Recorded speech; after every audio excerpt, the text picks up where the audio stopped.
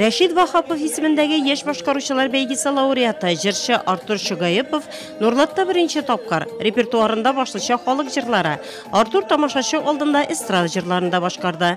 Мен бул якларда беренче тапкыр. Миңа монда бик ошый, монда бик ачык кешеләр яши. Килеп керү белән елмаеп каршы алдылар. Исәнмесез дип. Яшьләр һәм уңыштылар региональ иҗтимагый хәрәкәт республиканың барлык районнарында чыгыш ясый.